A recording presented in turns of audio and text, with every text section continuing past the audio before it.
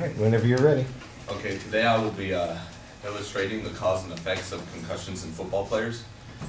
And a concussion is described as the brain shaking inside of the skull, and the effects of a concussion are caused when the sides of the brain or the top of the brain either hits the side of the skull or the top of the skull or the front or back.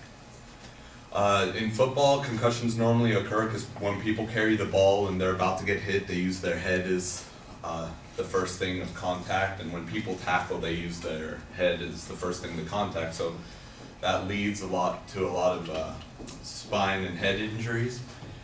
And the problem with this is concussions can cause a lot of long-term effects, and they're not only like brief instances. And personally, when I experienced a concussion, my first concussion was this past season with Fullerton College. We were playing Palomar.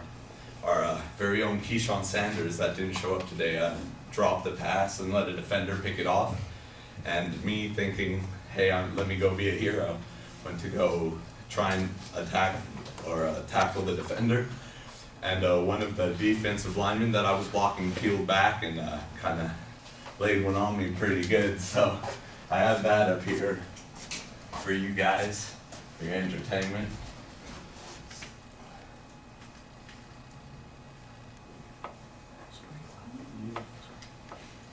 Okay, I'm the poor sucker right here. Okay, just watch me cry. Oh yeah, probably should have turned off the lights. Oh. Yeah, don't worry, it'll show another version that's even more. Yeah. Again, the poor sucker right here. And so, Keyshawn's the one that dropped the ball. Me thinking, hey, let me go, boom! And that was, they told me I was down for about 40 seconds. It felt like I was down for probably 3. Like I thought to myself briefly, come on, get up, and then, I thought I got up relatively quickly, to how hard I was hit, but apparently not. They had the huddle video on, and I was down for about 40 seconds, the reel was playing, and after 40 seconds I still didn't give up, so they gave it a minute. But in that game, it was the third quarter, so they eventually took me out, and when I stood up, one of the effects of concussions is everything is really, really bright. And like the stadium's light, you had to close your eyes. It was like you were standing in outside at noon.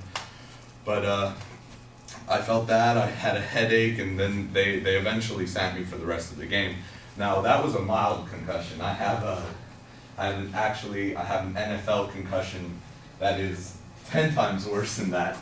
And if you could hit the lights, please. I'll show you this one.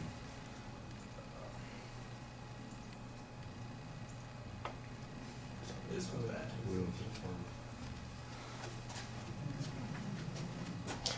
Yeah. That was actually James Harrison, and a lot of the times, the people that lead with the crown of their head, which is considered the top of your head, don't end up getting a concussions, and you see he's completely fine. But the guy that received it kind of in his face, his ear area, and so that's where it kind of ended for him right here. Yeah, it's not a pretty sight. But concussions have a lot of effects when you first receive them. Headaches is the common one.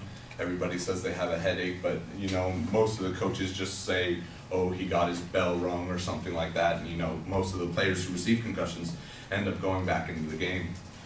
A lot of times concussions can result in vertigo, and that is when something in your ear gets lodged and you lose your sense of balance and the world starts spinning, and I've heard it's something terrible to have because you're in the hospital for maybe 3 days to a week, and it's not limited to blurred vision, nausea, and loss of consciousness. And during the concussion, you're really sluggish, And when you have a concussion, there are not only physical but emotional problems that come along with it.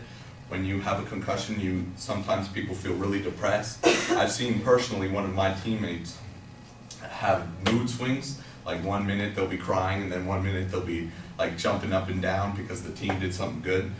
A lot of people have fear of their playing future. Like if they contemplate, hey, is this for me, because of the concussion, and they know the long-term effects. And the long-term effects are really scary. A lot of people in Southern California know about Junior Seau and how he committed suicide, and they blamed his suicide on the amount of concussions he had during his NFL career. But long-term effects can be long-term memory loss. You can be emotionally distressed for the rest of your life, depression for the rest of your life, and concussions can cause a buildup of CTE, which is a chemical in your brain that increases depression, and so attempts in suicide also rise when you have a number of concussions. Junior Seau, it was reported that he could have had anywhere from 30 to 60 concussions unreported, according to the Daily News. But oftentimes they go unreported, and a lot of people don't want to admit they have a concussion because they feel that they're doing a team a disservice, because that would be wrong to take yourself willingly out of the game to facilitate your team when you don't feel 100%. And that's my speech. Thank you.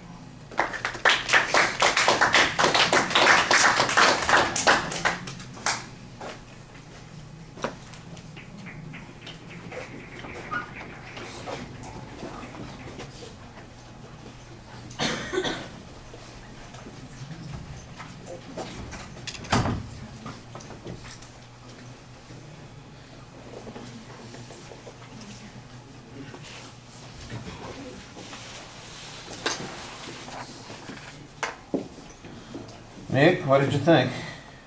Well, I thought his speaking skills were very good. He had very good flow throughout the speech.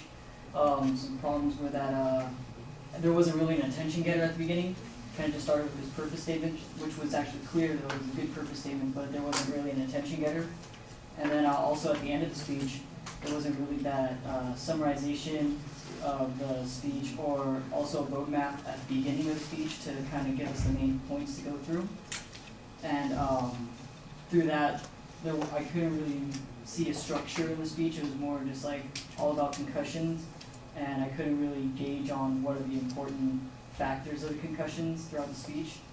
And then he established credibility because he had the concussion, and he had some source citations which were good.